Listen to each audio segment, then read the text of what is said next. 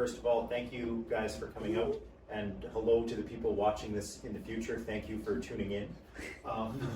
I'll get to introductions right away.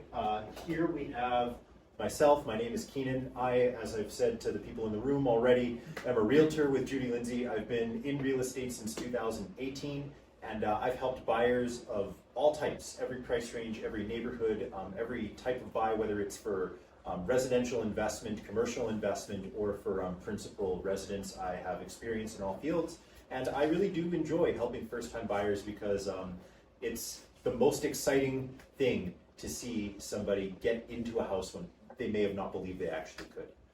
And Ryan? Yeah, so my name is Ryan McKenzie, and I've been in the financial industries field, I think, for 13 or 14 years. So I graduated from the Asper School of Business here, went right into work with TD Bank, and worked for them for about 10 or 11 years, and then decided to start something new. So I've been doing mortgages at the end of the day, or financing mortgages, for the better part of 13 or 14 years. Born and raised in Thompson, and I've been in Manitoba my whole life, so that's a little bit about me. Awesome. So, big question when you come to a first-time buyer seminar. A pretty natural question is, why should I buy? Is there a good reason for this? And I put the three most common reasons that I have people tell me they'd like to buy a house down for discussion. At the top of the list is financial. And that's why we have a finance expert here, because owning a property can be a fantastic investment. So I've noted here that real estate is a traditionally stable investment, and it's one of the very few things that people can take very large loans to purchase. Generally speaking, if you're buying real estate, you'll have access to significantly more leverage than you would if you were buying almost anything else in the world. Additionally, there is emotional fulfillment and personal pride and joy in owning something as opposed to renting or leasing the place that you live. And I'm sure in your own experiences you might have seen that as well, that when something is yours you might feel a little bit differently about it than if it's actually someone else's, you're just using it. And the last part is the simplicity of it all. I put simple as the last point. Owning gives you some lifestyle flexibility and some basically freedom from forced changes in your life. Like, you'll never need to worry about being evicted. You'll never need to worry about an absentee landlord not fixing things that they really should fix. And you'll know basically through thick or thin that as long as you're able to pay your mortgage, or if your house is paid off, that you can live there effectively forever. The decision to move is entirely yours. It'll never be someone else's. And that, I think, is the best reasons to buy. There are probably more, but those are the main ones. So, this is an overview of what we're going to talk about today. I'll give you guys just a quick warning here. Step 1 and Step 2 are going to take probably half the slideshow. So when we get to Step 2 and it's like, 30 minutes in and you're like looking at your watch going, oh geez, like, are we done yet? Just FYI, like 6, 7, and 8 are like 1 slide, 2 slide, 3 slides, like super fast. So don't stress out. But basically, this is the structure of what we're going to be talking about here today. I did put a tip on screen, and you'll see these appear throughout the slideshow a lot. But this tip here says getting pre-approved before shopping for a home is possibly the most important and most frequently skipped step in purchasing a house. And I made an exclamation mark statement, don't make this mistake, because if you do not start at Step 1 and you proceed all the way through, you'll get stuck at Step 6 and you'll end up right back to where you started. And you'll waste your own time, you'll cause yourself disappointment. You'll engage a seller, probably 2 realtors, a buying agent like representing you and a listing agent, and then possibly a mortgage broker or a banker at the last minute. And effectively, if you would have just gotten pre-approved in the first place, a lot of questions could have been answered and saved everyone, yourself included, a lot of time and energy. So, I'm going to let Ryan talk about this one, but a general question I get a lot is, how do I know if I'm ready to buy?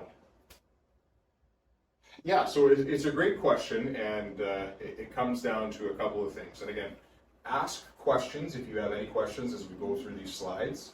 But the first thing that, the reason that Keenan started with go and get pre-approved is the bank needs to do sort of an overall general assessment of you to figure out at the end of the day what amount they feel comfortable lending, what amount they think you can afford that won't put you in financial harm and maybe not being able to make mortgage payments 6 or 12 or 18 months down the line. So is buying real estate, is buying real estate in Winnipeg financially in the question for the average person? It is, but it all starts with going to the bank to figure out at the end of the day what they will approve you for. And we'll get into some of the other, the reasons and what the bank's going to be looking for in later slides, but the reason that he started by saying with that tip that make sure you go and get pre-approved before enlisting a realtor is because you have to figure out at the end of the day what is financially prudent and relevant for you to go out and get in the market, okay? Awesome. So tip on this one is Winnipeg is one of the very few cities remaining in Canada where single-family detached homes are actually accessible for people of average incomes.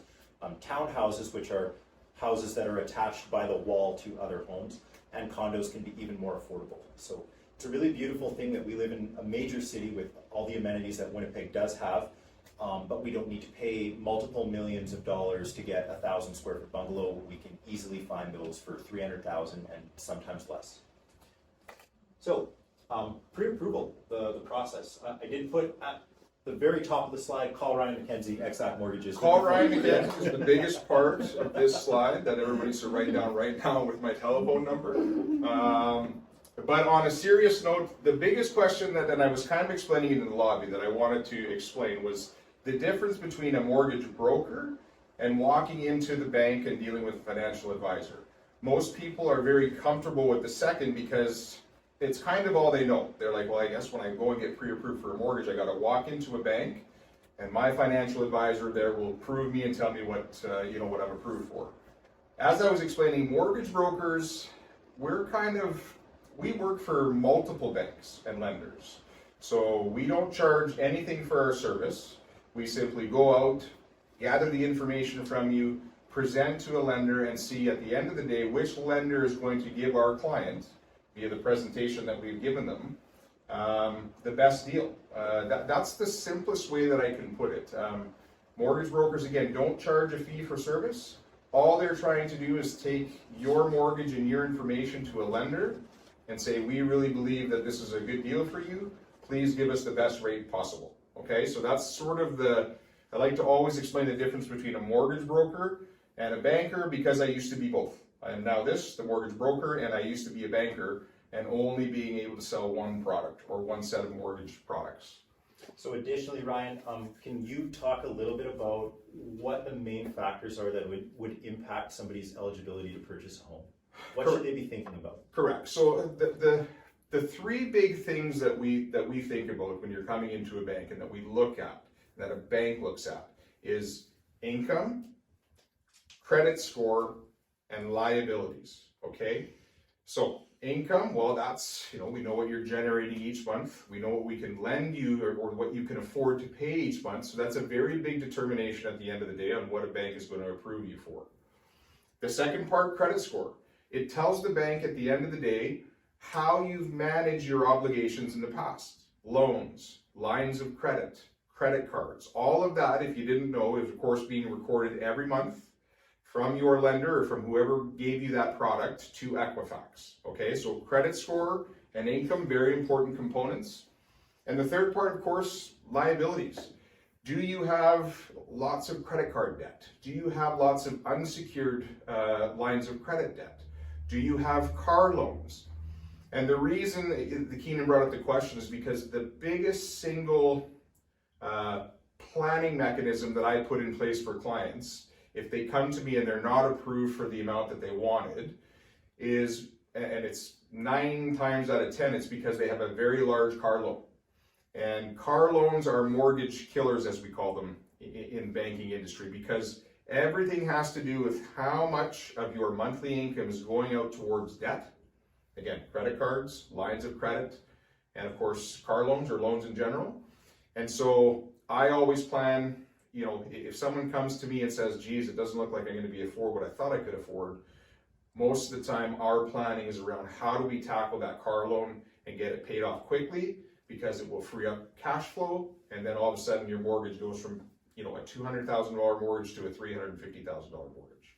So that would be the biggest thing that I see in the industry is those car loans really hurt the the amount that one can qualify for a mortgage. Awesome. So I'll just note the tip on this slide. I said, remember, paying your mortgage down, i.e. making monthly payments to your mortgage, increases your net worth. Every time you make a payment, your net worth increases because the asset of the property stays the same in value, but your debt is reduced. So you're effectively, when you're paying down debt, forcing yourself to save money in a way. And I wanted to note that specifically on this slide because a lot of people seem to think like, oh man, if I'm gonna have like a mortgage payment of $1,000 or $1,500 or whatever it might be, like that's a lot of money to lose. But the truth is you'll actually keep a good portion of that, especially as you get to the final few years of your mortgage. So we've talked about this already verbally, but the importance of pre-approval. Ryan's discussed this in a fair bit of detail, but the biggest thing that wasn't mentioned is the second part of knowing your monthly costs. So this is something that is really hard because getting pre-approved can be scary for a lot of people. They don't necessarily want to put a microscope on their financial life, especially if they maybe weren't as tight with some things as they probably should have been in the past. So the analogy that I've used with some buyers in the past is you wouldn't sign a lease contract to rent a house without knowing what the monthly rent is. When you go to purchase a home and you see prices of $300 or $325 or $275, it's really hard to translate that into, well, what does that actually mean for me? Like, what do I actually have to pay monthly to make that obligation? It can all seem like large numbers and quite esoteric, I guess would be the right way to put it. So in my opinion, one of the greatest advantages of pre-approval is disclosure for the buyer to know exactly what they would be obligated to pay on a monthly basis for possibly as long as 5 or maybe even 25 years. So Ryan discussed this a little bit as well. What if I don't qualify for anything yet? This slide and the next are questions that I've received from people who maybe were interested in the idea of buying a house but probably didn't think they were ready, or for one reason or another already knew they would not qualify at this exact moment in time. And the reason I included this is actually specifically for the tip here, to say that, at least in my experience communicating with buyers and being in the industry, a lot of people that I was first engaged with in 2019 and 2020 have only bought homes like in more recent years.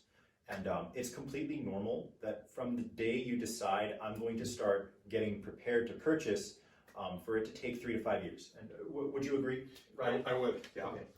So most people that I would sit down with at the exact same thing are kind of, they're not prepared for some of the harsh realities of, again, the costs that they have and that they're spending on a monthly basis. We talked about lines of credit, loans, and credit cards, and then just the overall costs of purchasing a house. It's not just a mortgage payment, right? At the end of the day, it's the property tax payment, it's the heating, it's the insurances that come along with owning a house. And so sitting someone down for an hour and a half, doing a deep dive into their finances, and then again preparing a strategy for the short term and the medium term, which one can define as 6 months to 3 years. Very important, which is why we always recommend that someone sees a financial expert first before enlisting a real estate agent, so that again everyone's on the same page and on the same team. Perfect. So I guess the slightly better situation is, what if you are pre-approved but the amount isn't making you happy? I put a couple tips here, and again, this has all been discussed already, so I don't want to go into too much detail, but basically there were a couple things I wanted to ask Ryan specifically to talk about a little bit. We've talked a lot about increasing your savings. We've talked about paying down and eliminating debt to, i.e. boost your credit score. You can obviously make more money, but that's not always in the cards. That can be really almost impossible in a lot of situations.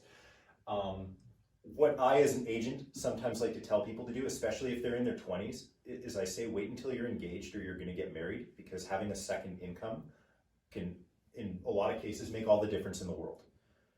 Assuming the other person is financially healthy, of course. And or looking for a smaller property or different areas. Enlisting your realtor to find a kind of home that you would be comfortable living in a different area is sometimes a really good way to get around a pre-approval that might be lower than what you were hoping for. But what I really wanted to ask Ryan about this slide is, can you explain the double-edged sword that is a cosigner? Yeah, for sure. I would say that I don't, so this is the first time that I'm seeing the slide, and while it's not recommended, sometimes it's the only thing that a buyer can do. And so I'll put it in context. So you have, let's say it's a 20-year-old or a 21-year-old that has really good income, just out of university, has got a great job, but did not manage the credit score part well, which I'll go through in a second. And so in that case, you know, that person qualifies because their income is very strong. The bank wants to lend them money at the end of the day, but is not happy with, I remember I told you there's three parts to the puzzle. There's the income, there's the credit score, and there's the liabilities. So in every good case that we see a cosigner, it would be basically a blood relative, you know, a parent signing for their kid because two pieces of the puzzle are really strong. They just didn't get to see Ryan as they were moseying on through university to explain to them how important it was to make sure you make your payments all the time. See it so many different times. So that's the good part, I guess, with the double-edged sword of finding a cosigner.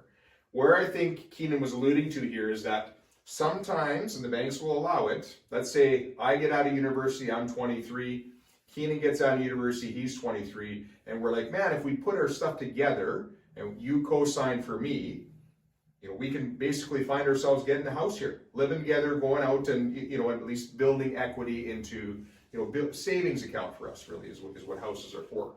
And so I think that's what you meant, but so we see a lot of people when the relationship ends, not just, you know, husband and wife, but like two buddies where it ends, that things get very messy about who did what for the house, and then all of a sudden you're enlisting lawyers. Right, so I maybe should have put the words last resort as opposed to not recommended, because it does have a place. It's just not, I always stress to people, don't make that your first bet, make it the last possible thing you can do. Additionally, I put a tip on this slide as well, that on average people stay in their houses for 5 to 7 years throughout ownership, and that actually can be a really good thing. Alluding specifically to what if you're not happy with your pre-approval, because as you live in a house for 5 to 7 years, you will pay down a large portion of the principal value of your mortgage, thereby increasing your percentage of ownership, if we talk about it in terms of debt to equity. So this is a question that I've been asked a lot, especially during the pandemic years and as of today, which is April 11, 2023, 12th? 12th. It's the 12th. Okay, yeah, it's the 12th. Is now a good time to buy? So this is a complicated, but at the same time, easy question. So what I've put here is that Winnipeg home prices in the context of global real estate have actually been among the most stable. And Winnipeg real estate is considered far less volatile than real estate in any other major Canadian city by a pretty dramatic amount. And a part of that has to do with the fact that most of the people in Winnipeg, about 90% of Winnipeg houses are actually occupied by people who are using them as a home, and only about 10% of residential houses are used as rental units. That is completely not the case in other cities. Like, there are some metropolitan areas where close to 50% are actually rentals, and that definitely changes the way that people view property, because it's so much more commoditized than we have here in Winnipeg. But a second part to that thought is, in the orange text here I've written, buying real estate is a long-term decision, and trying to time your purchase in the long run, if you're planning on staying for a while, is simply unnecessary. And in the short term, it's kind of futile, because I can't tell you if home prices in 3 months are going to be higher or lower than today.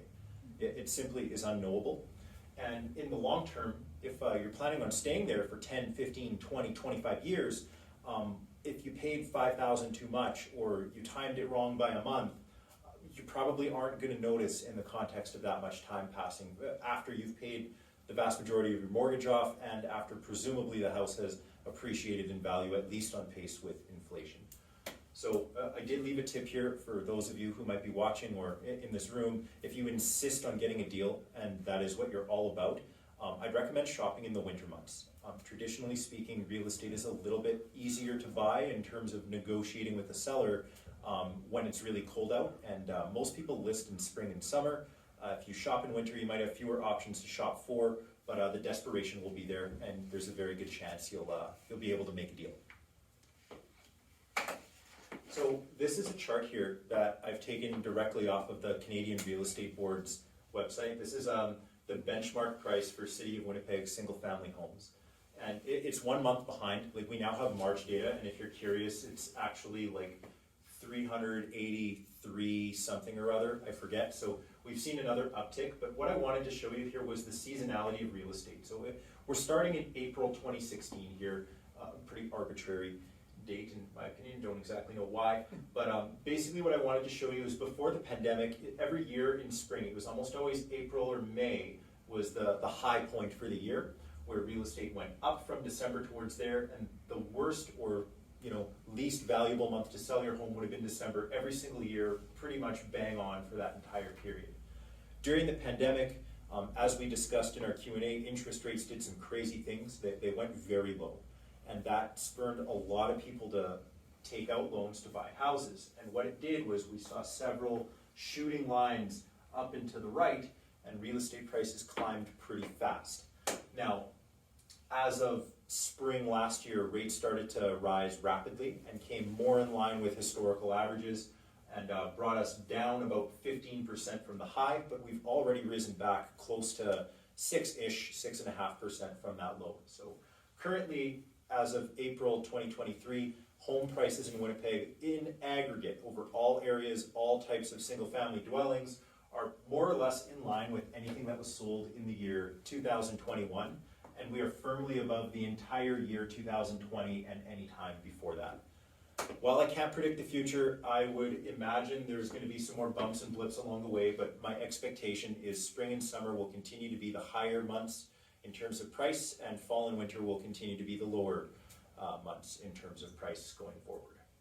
And Ryan obviously has been around a lot longer and paying attention to real estate prices, but would you say that trend's been more or less consistent even well before we have data on this chart? Yeah, I think if you take away, COVID, right, and money becoming exceedingly cheap, and then of course here's where the inflation rears its ugly head in Canada, and all of a sudden they've got to crank rates. You can see again, the market is kind of following in these sort of cycles, whatever interest rates are doing, and so you have some very big, you have some very big gaps. This is more like, in my opinion, something to study. And even if it was, you're right, it's an arbitrary number, but it was 2010. I think you'd see a linear curve, wouldn't you? Like a more linear. Pretty much. Yeah. You would see a gentle up and to the right and less spiky ups and downs for sure. I guess we'll move on to step two. I guess before maybe I talk too much about how to hire a realtor, I will say that a common question that I've been asked is how often do you see home prices change by 10% in Winnipeg? And I would answer that by saying this is pretty much the only time that's actually happened as far as anybody's been keeping track. Although I have heard from the Historical Society there may have been some panic periods in the 1930s where homes were exceedingly cheap, but nobody cared because they were like $100 anyway. So, okay, so how to hire a realtor. So as I did for Ryan, I put for myself, call Keenan Brown with Judy Lindsay team and my phone number. So in fairness, I understand that buying a home is a very personal thing, and if you don't like me or get along with me, or you have someone in mind that you would prefer to work with, I understand. It's a very personal thing. But if you choose to do that, I have made a list of things here on this slide that I think make a good realtor, and I try my best to abide by these. But the first one is being familiar with the market. That is having knowledge of what you're actually taking people in to see, what you are helping them buy. If you don't really know what the house down the street sold for or what a home in the area is worth, you simply aren't going to be able to help whoever's looking for that kind of product. Like you won't be able to protect them adequately and make sure that they're purchasing something reasonable. So responsive and quick to communicate. You never want to be screened by a realtor, so like that would be a good thing. If you're looking to buy, it could be urgent. You could need to write an offer like yesterday. This is very, very important, and a realtor who's able to write an offer for you at the drop of a hat, very critical. And that ties into organized and prompt. You want to find somebody who is able to show up to your appointments on time and make sure they have everything needed for that appointment with you when it is time to go out. Flexible, understanding, willing to pivot, and able to problem solve. Buying real estate is, for better or for worse, problem solving. And if your realtor is the kind of person who freezes in the face of a problem, that's probably not good. They're likely going to need help to help you, and that's not a situation you want to get yourself into. So compassionate and capable of listening. Probably need to work on this one because I've been talking this whole time. But I promise in one-on-ones I listen more. Understanding people through listening is the name of the game. And the last two are, in my opinion, what most people think of when they think of realtors, but I put them at the bottom because I actually think in a lot of ways they're the least important, but they do matter. And that is being established and networked in the community. An agent should be able to bring you opportunities before they go to market. And if they can't, it's probably because they don't know enough other realtors. At Judy Lindsay, we absolutely focus on this, and on the next slide I'll show you a sample of what I've sent out to clients and other agents in my office to help me help my own clients as well. And of course, being effective and tactful at negotiating on your behalf. And I've put in brackets the word fiduciary. For those of you who don't know what that means, fiduciary is the highest form of legal responsibility and obligation that any one person can have to another. You are effectively being a financial guardian over the person that you are acting as a fiduciary to. And as an agent, we are obligated by law to act as fiduciaries to our clients, and sometimes people forget that. Realtors themselves do as well. So I've definitely say that those two are critical, but they're often the ones that people just assume are going to be there, and the other stuff is as well kind of foundational in my opinion. So last thing for this slide, I've put on the tip box here that choosing the right realtor can be the difference between ending up with an okay home and a fantastic home. And that is just the nature of finding somebody who's able to negotiate, network, and problem solve. And those are really critical skills when you're looking for somebody to help you with this, because it could very well be the case that the home you buy is the only home you ever buy. And you don't really want that to go badly for you if you can help it, for obvious reasons. Agreed. Yeah. So this is where you put your realtor to work. This is where we sit down and we define exactly what we're going to buy. So we now know our pre-approval, so our price range is set, but you don't necessarily have to spend your entire pre-approval. If you're pre-approved to $350, but there's a house you like for $275, you don't need to spend $350 on a house. You can go and buy it for $275, and that's perfectly fine. So maybe you're pre-approved for a lot more than you thought, which is kind of the opposite of what we spent a lot of time talking about earlier. And there's a lot of times people say, I simply don't need that much house. Like, I just want a small place for myself and my partner and my dog or cat and whatever, and that's all I need. And sometimes that's a conversation you just have with your realtor, and we set up and look for something that makes sense for whatever it is you want, not necessarily what you're qualified for. But other things include the location, the size, the features and the upgrades of the home, and any other factors. Like if there's a specific aesthetic you want or a build year that you're looking for, maybe you want it close to a park or a specific school, maybe you want a riverfront property, maybe you want a walkable neighborhood, maybe you want it close to bus stops or to a university, any of the above. These are things that you should be telling your agent, and your agent should be noting when they get to work in finding the house for you. So I've made a note here that of all the steps in the whole process, you'll need to return to this one the most, and you'll definitely need to return to it at least once. I've almost never seen a situation where a buyer does not return to setting up their criteria throughout the process of buying a home. It's natural, and your agent's not going to judge you or be mad at you if you need to come back to this stage 3, 4, 5, 6, 10 times. So this is what I was talking about that I thought was on the next slide.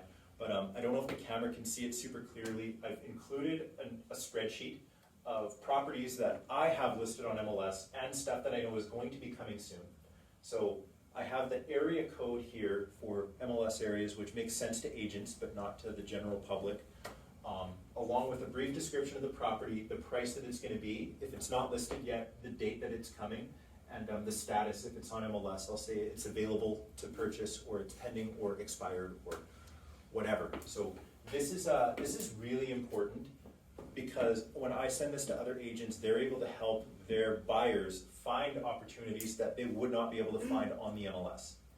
And then if I have a relationship with a lot of agents because I send this out, they're gonna send back the same sort of thing to me. So I can help buyers play matchmaker before stuff goes to MLS to find things that they might want. Now, other than that, there is an automatic email system that we have available as realtors. It's called basically the Keystone Matrix is what it's called. It is the MLS on your phone. So we can set up your exact search criteria to notify you when a listing that meets your needs appears. And you can browse the listings, look at the photos, look at the prices, check the taxes, check the disclosure statements, read the write-up, the whole 9 yards. You'll know exactly what's there, and it will be instant. And then as soon as you see it, you can move on to the next step. So I got a question Yeah, there. sure, go ahead. Curious myself. So basically what you're saying here, if it's an off-market opportunity, I mean, it doesn't hit MLS, or there's a period of time before it hits MLS that you can use your network of realtors to say, we're thinking about putting it on MLS, but do you have any clients in mind? Is that what you're saying? Yes and no. Okay. Well, actually, yes and not necessarily is more accurate. So some of these, we know that these people are gonna sell their houses, and we know when roughly. So they have made a commitment with us at some point in the past saying, we know on April 24th, we want our house to go to MLS, but not today because we need to do X, Y, Z, or we're out of town, or something, life is in the way, but we know on that date we're gonna sell. But if you find someone who will give us that number today, we might do that deal. We might just say yes. Simple as that. Additionally, we sometimes have sellers who say, if you can sell my house without advertising it, I would do that, but I don't necessarily want to take the time and the effort to get my house ready to go to market, at least right now. But I know eventually I will, so you can advertise it here before MLS or before I do any work, and if somebody wants to buy it, great, take them.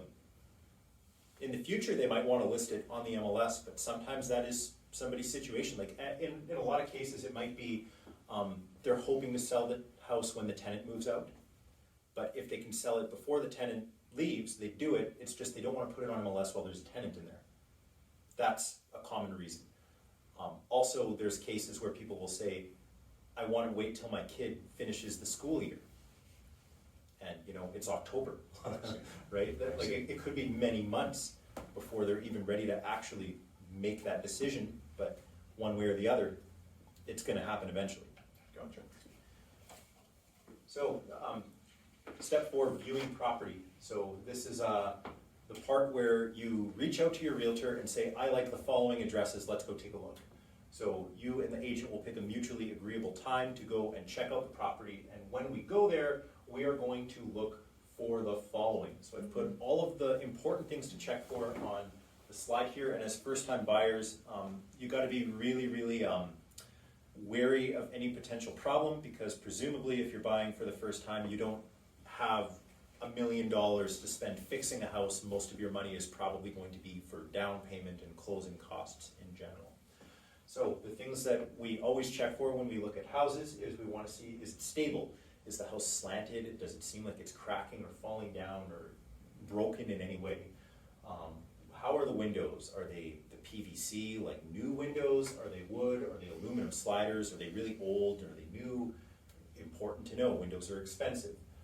Furnace, is it high efficient or mid efficient? How old is it, and has it had maintenance done to it? Water tanks, is it new or old, powered by electricity or by gas? Shingles, same sort of thing, old or new, what type, if applicable. And then additionally to that, we want to check for the layout of the house, because you can't tell where the rooms are necessarily based on the photos alone. We want to look at the state of the appliances. If we get there and they're beat up or not working, that's important, because appliances cost a pretty good amount of money. And the overall condition of the house. Is it really beat up? Is there heavy wear and tear? Does it smell bad? Is there any other thing wrong with it at all? And I made a final note here that your agent should be able to help you with all of this. And in the tip box, I put real estate photography is notoriously misleading. It is almost a game to have really wide angle lens shots of every single room to make them look huge, really bright lighting everywhere to make rooms look like they've got windows on all four walls. They Photoshop things to make them look newer, cleaner, better, superior in every way, and then you get in the house and it's almost underwhelming. So this is why you absolutely check the house before you write an offer. And believe it or not, I've had people who have asked me to write sight unseen offers on houses they were planning to occupy themselves, and I had to strongly encourage them to go and take a walk through before we did it. But they were so sure based on the area, and then you get there and it smells terrible, and it's a problem. So worth noting, definitely something to consider. So next step, write an offer. I'll walk through this pretty quickly, and it's because it is so far down in the process that by the time you actually sit down with an agent to make these kind of decisions, you'll be a lot more educated on the process naturally from having shopped for a home and been experienced in the real estate market. But the gist of it, and I'll go through this really quickly, is there are situations where buyers might be writing offers on a house at the same time, like multiple people trying to buy one house. And there will be situations where you as the buyer will be in a one-on-one negotiation with the seller. And the way you approach your offer could change depending on those circumstances, because naturally, if there's a lot of people trying to buy the same house, sometimes people will put in certain dollar values and remove certain conditions and terms that they may have otherwise wanted in their offer in order to make it more appealing to the seller. But that's not something you have to do, it's just something that some folks will do in certain circumstances. So what is an offer? It contains the following that I've put on here. The main items are the purchase price, which is the value that you're willing to pay for the home, and that would be greatly determined by your pre-approval, but again, you don't need to spend the whole pre-approval, you can go as far under as you like. The deposit, which is going to be explained on a further slide, I promise, but essentially it's a portion of your down payment paid up front and held in trust until the agreement either finalizes and the house is paid for and bought, or returned to you if you don't buy the house when you're working to do your due diligence of any sort. The possession date, the day you plan to move in. If you'd like a disclosure statement from the seller, you can ask for one, that's common. Financing condition, if you're a first-time buyer, we're putting it in, no questions asked. That basically, I'll ask Ryan to give color once I talk about the last item, but basically a financing condition is confirming that the bank will support the loan for that specific house. And the home inspection is just, I'll get into it on another slide as well, but it's essentially going to be having a third party come in and check the home for deficiencies and other items that you may want to note as the owner. But Ryan, specifically as for the financing condition, if you're pre-approved, why do you need a financing condition? So great question. So we talked about it a while ago with me. When you come in, you get pre-approved from a bank. We figure out at the end of the day how much you can afford. Again, as Keenan said, you don't need to go to that amount, but that's the range that you can look at for a house. Now, the bank, of course, pre-approving you doesn't know, again, how long it's going to take for you to go and find a house. And usually it could be 90 days, 120 days, 180 days. And they also don't know what type of house you're going to get. So the pre-approval at the end of the day is, we like you, we like everything about you, but now we want to see the property and the specifics of the property that's usually listed on MLS. So what Keenan's talking about, when you go to write your offer, there are some things favoring you that you can write into the contract when you make an offer. And one of them that I insist on for a first-time home buyer is condition of financing from the bank. Again, why we write that in is because the bank wants to see where the property is located, all the specifics of the property, so that they can say, okay, we like the property, no problem, mortgage approved. But if you didn't have that clause in there, let's just go to the worst case scenario, and it's happened, I've seen it a few times with some agents, not like Keenan, who's very good. If you don't have a condition of financing there and you just write a clean offer saying, you know what, I like this house, I got pre-approved from the bank, I'm good, no problem. And you go to the bank and the bank has a problem with the property or doesn't value it as high as the owner did. You've made an unconditional offer and you basically have to come up with the money to buy that house. Now, what usually happens, and Keenan can allude to it, is that You'll lose your deposit that we talked about at the end of the day, which can be very high these days, which is a question I have for Keenan. So the reason that we write a condition of financing in there, and why he's asking me to explain it, is it protects you, the first-time home buyer, in case a bank doesn't like, not that they don't like the property, but you need to have the bank evaluate the property, evaluate maybe some of the things that are in the property disclosure statement to make sure that they're comfortable lending you the amount that you were approved for. Okay, does that make sense? Okay. So I do have a question for you on deposits. So Yes. when I was buying a house, the deposit on, that the realtor would ask me to write was I believe it was $1,500. So now I see that the new, like the new deposit amount seems to be more along the lines of 5,000 to 10,000. So I'm curious on that piece of it. Okay, well, it's a good question, and truthfully, from my time in real estate, it was always about $5,000 was a pretty common amount. Now, don't be scared of that, by the way, for those of you especially watching. That's not a requirement. The deposit can be anything. Most people simply won't accept one less than $1,000 because it's sort of what's expected of you if you're going to be buying a house to have at least $1,000 in cash. But for some first-timers who are purchasing something inexpensive, there's a lot of cases where that does happen. But in the early 2000s, I'm guessing the reason the deposit values were lower was in part because property values were lower. And it was a larger percentage of the sale price. Okay. But what I will say too is if we're talking about, the million plus price range, you'll sometimes see deposits of in excess of $100,000. Sometimes in like the 750, 600 range, like a $50,000 deposit wouldn't be something I'd be surprised to look at. Okay. And that kind of thing. But if we're talking about a first-time home buyer or your average Winnipeg bungalow in the 3 or maybe even 400,000 range, if it's really nice, 5, 10,000, as you probably see on all the offers that cross your desk, is definitely normal. So don't be scared of that. If you saved up most of your money and you have your down payment money in some sort of investment that would take you a day or two to access, don't worry about it. Your deposit can be $1,000 or $2,000, $2,500. In most cases, for a first timer, is going to be totally fine. Gotcha. So I have some FAQs, and this is why I didn't want to go too deep into too much of the stuff there, but I've put all 3 of the main questions I get asked when it comes time to write an offer on the screen. So I'll read the questions, and then I'll repeat them as we go through these. The last one is absolutely going to be Ryan's to answer. The first 2 are going to be mine, really. But the main question that I get asked, especially when we get to the part about home inspections, is what am I actually paying for and how much does it cost? Because you'll see the grandfatherly advice of like, oh, how would you buy a house without an inspection? Like, so many people are waiving inspections, and the buyers sometimes go, well, what is a home inspection? I don't know. And it's a good question, so I put it on here. Number 2, what is the deposit for and what happens to my deposit if I withdraw from the contract? We kind of answered that already, but I'll give you another fast answer when we get to the slide. And then question 3, how long will it take for me to know if my financing is confirmed or not? And that will be Ryan's question to answer. Yep. So, as for home inspections, I've put a lot of text on this slide, but basically a professional home inspection is an inspection done by somebody certified whose job it is to assess the property for safety and current condition. Inspectors will tell you the approximate age and expected lifespan of a home and home systems, and they'll notify you if anything in the home doesn't meet current building codes.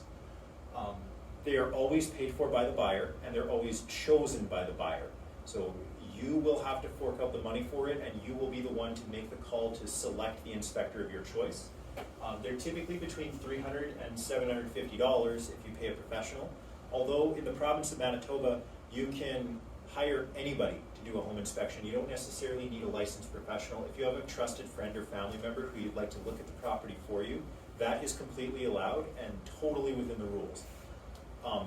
If you choose to do that, it's unlikely they'll give you as thorough of a report at the end, but it'll be free. The tip here is really important, and this is what I think a lot of people are sometimes disappointed with when it comes to home inspections, and I've actually stood at a home inspection with buyers who have stood there and asked the inspector questions like, so do you think this is a good deal? Or, so when do we get to the part about like, is this a structurally safe home? And the inspector looks at the buyer and goes, oh, well, I can't really answer that. Like that's not really what I'm here for. And the buyer kind of like is taken aback, like, well, that's what I thought I was paying for. And the truth of the matter is, home inspectors are not structural engineers, and they are not real estate appraisers, nor are they deal evaluators. They are simply there to tell you about the current state of the property and is this property conforming to building code and what the expected lifespan of the home systems are. They'll also give you maintenance tips as well, which can be really helpful if you've never owned a home before. But basically, they can't tell you anything about the structural stability of the property, and they can't actually give you an opinion on if your purchase is a good deal or not, and most of the time they don't even know the price. So it's that's important to note. When people ask me, should I get an inspection, I tell them it's completely personal preference. If you're more comfortable with one, then do it. If you're thinking it's pointless or a waste of money or whatever else, you don't have to. It's up to you, and I try very hard not to push people in one direction or the other. I just give them the options. And I would do the same for all of you. Question number 2, what is the deposit and what's it for? So this is something we've spoken about a whole bunch, but in the simplest form, the deposit money is dollars paid upfront by the buyer to a seller upon a signed contract. So once you have an agreement, the next stage is you would sign the document as the buyer and then send it to the seller. They would sign the document and confirm that they've accepted your offer. At that point in time, you would have a period of due diligence, which we're going to get to. That's the next step in the process. But that will be the time when you need to do things like satisfy your home inspection condition and satisfy your financing condition. So if you do that and you proceed to the end step and complete the sale, that money you paid for the deposit just forms a part of your down payment, and then everything else is fine. Nothing else changes. The money just goes where it's supposed to go. But as Ryan alluded to earlier, for any reason, should you be unable to close on possession date, whether it's financing or some other circumstance, the seller would have a right to keep that deposit money. But I put in brackets here that this very, very rarely happens, especially for people buying real estate for themselves. This is extremely uncommon.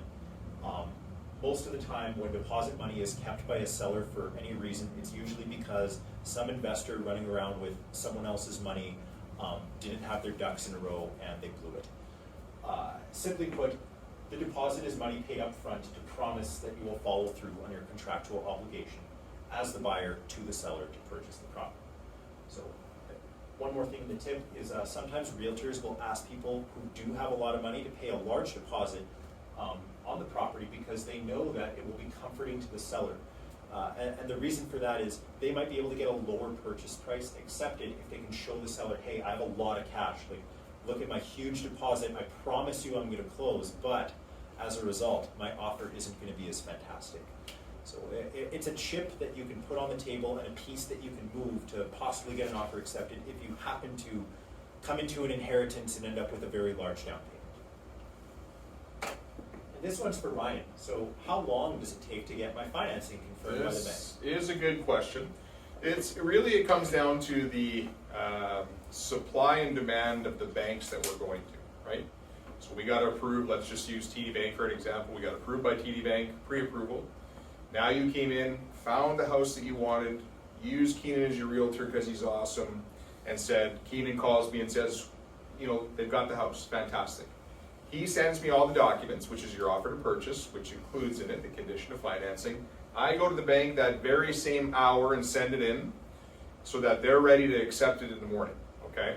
So most real estate agents, this is where brokers and real estate agents get in a little bit of fight sometimes. I like 5 days because sometimes banks just are so backlogged with paperwork that it takes them a while. It takes them 2 or 3 days or sometimes 4 days. We're seeing this past week.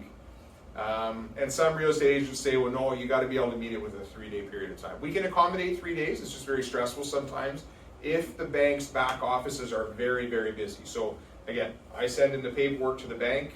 The bank has its, its pawns in the back office, taking all the paperwork in, doing on the research on the property and making sure that every I and T is dotted. And then usually I would say within a 48-hour time frame, if everything else it's not super busy, they'll get back to us and say you're approved. In which case I would call Keenan. First of all, I'd call you and say congratulations, you got the house. Then we would call Keenan together and say you can remove the condition of financing because the bank has now done their due diligence and approved you for mortgage financing. Does that make sense? Okay. Good answer. So I have noted here as a tip, before you move on to signing and completing an offer, you should give your mortgage broker a call. And like, just tell Ryan what you're about to do. Just explain, hey, I'm going to be writing an offer on this house, and this is the offer I'm thinking of writing. This is what I think is going to happen. Can you give me a timeline? Can you let me know if that seems okay? If there is a situation where there's multiple offers, what's my absolute limit here? Because property taxes and other expenses on any given home can change your pre-approval a little. You'll just want to make sure that you're backstopped absolutely perfectly. Yeah, I just think the overall message, and why I like to work with Keenan in general as opposed to some other realtors out there is really like the journey is pretty stressful for a first-time home buyer. From learning all this terminology at the end of the day and then figuring out to buy a house, and you got Ryan, that's the finance guy, and you got so many different things going on in your head when you really just wanted a house. But the journey is that Keenan and I work very good together at the end of the day with the clients so that every day they're understanding the process step by step. Because I've seen it out there where I'll get some information from a realtor, but they're not really talking to the client. Like, we're not sort of communicating as a team. And so part of the reason that I like to work with Keenan is because, as he said before in his little things there, like, I know he's going to be prompt, he's going to respond, and he cares at the end of the day about, he understands the stress, even though he's a young chap, of buying a home for the first time. Like, it's a pretty stressful process. Don't think it's not. And so the most important part of the journey is that if you have the right team beside you working with you, it usually ends up being a better experience than because it's pretty stressful. So perfect. Well, thank you for that. Yeah, you're welcome. I do appreciate it. So step 6 is satisfy conditions or not. So this is your due diligence period, and this is when, as we described, both Ryan and I, that I, Keenan, your agent, will send documents to Ryan, your mortgage broker, for all of the pieces of the transaction, and Ryan will get to work and process it, send it to the bank's underwriting staff in the back offices, like he said on the last slide. So this would also be the time that we do things like your home inspection, should you have chosen to do one. I also noted here they can sometimes take about 2 to 3 hours at the property, and a lot of people are surprised at that, but these inspectors are very thorough, and they will go down into the nitty-gritty details and make sure that every single faucet on every single tap works, the oven preheats, all the elements on the stove turn on, all the electrical outlets provide power. Like, they will check it all, and that's why it takes so long. But basically, once you have all of your ducks in a row, you've been given permission by Ryan to remove your financing condition, and you're happy with your inspection should you have chosen to go with one. We can satisfy our conditions, which your realtor, me, will send to you to sign, and we can move on to the final couple steps. So step 7 is going to be hire a lawyer. So at this point we have everything completed, and I don't want you to be scared by this because a lot of people are scared of lawyers. Like, I'm scared of lawyers, to be honest with you. But basically, a real estate lawyer is nothing to be afraid of. They are friendly folks who just want to process your land transfer application, and they'll basically be in a situation where they will arrange for the transfer of funds from your bank to the seller's bank. They will complete the land transfer paperwork. They will help you pay the land transfer tax, which is a good thing to mention. That is a thing. Consider it to be roughly, and I mean roughly, 1% of the purchase price will be taxed by the good old Manitoba government. So keep that money to the side, but Ryan will make sure that you're financially healthy enough to cover that. And lawyers will also protect you in the event that there's any problems with taking possession. So, for example, if you get into the house and the seller's left it in an unacceptable state, you would, frankly, most people call the realtor first and tell them, and then I have to say I'm very sorry to hear that. That's extremely unfortunate.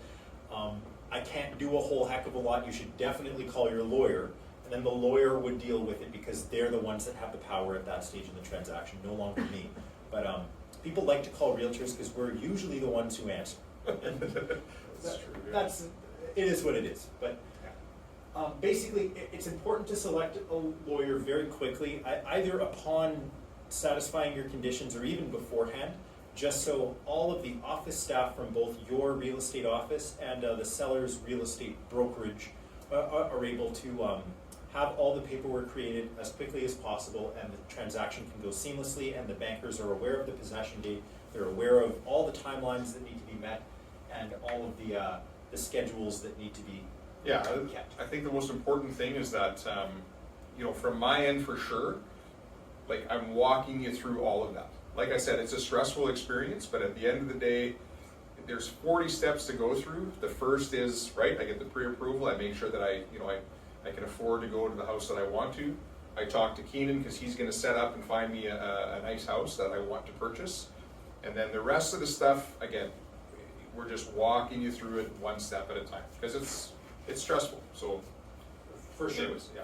So about 10 to 14 days-ish, and I mean ish, before possession, your lawyer will call you and invite you to his or her office. You will sit down with your lawyer. They will get you to sign all of the mortgage documents, all the land transfer documents. You will provide the entirety of your down payment, and then they'll give you an invitation to return on possession date to pick up your keys. And sometimes, you didn't hear it from me, lawyers will sometimes just say, here's the keys, just don't go till possession. That does happen too. But step 8 is move in and enjoy. So congratulations if you've made it this far, you're a homeowner, and for those of you watching, you've now walked through the entire process somebody will have gone through if they had purchased a house. So you are now educated on exactly how it works from the moment you decide I'd like to buy till the moment you open the door. And what I hear from homeowners is this is the moment that is the most memorable in the entire buying process, is the first time you turn the key in the lock and you open the door and walk in to an empty house and say, wow, this is mine. It's a pretty shocking feeling, and it can be overwhelming and really emotional for a lot of people. So it's really quite something that I hope everyone can experience one day. But basically, common questions about taking possession. First things first is your first mortgage payment is usually about a month after moving in, unless you have some other schedule, but Yeah, that's about right. Hey, Ryan? Other questions are, what should I do when I move in? And the most important things you should do is take meter readings of everything. If you have a gas meter reading, hydrometer reading, water meter reading, take photos. So if there is ever a dispute with any of the utility providers, you can send dated photographs back to them and say, that is incorrect. Do not charge me for utilities used before then. On possession date, I took these photos. And they will abide, and they will adjust your bill accordingly. So please do all of that, and then also do a quick run through. Depending on the season, turn on the air conditioner, turn on the furnace. Just make sure that everything works, because you generally only have about 48 hours to tell your lawyer if something really isn't working on possession. And that's a rule of thumb. I don't think that's actually letter of the law, but it's still really important to go through and check all of that sort of thing. And then most importantly, if you did choose to work with Keenan, or frankly any other member of the Judy Lindsay team, you can expect a housewarming present from your realtor, and that should be showing up, give or take, around possession in the mail. So that is the process here. Thank you guys for listening and watching. Questions? We're going to shut off the recording and then move on to questions. But thank you again for those of you watching. Please remember, like and subscribe. Thank you again for your time. And if you have questions, you can leave it in the comments below or reach out to us directly. Our phone number should be in the description, as well as our email address. Thanks again, and have a great night.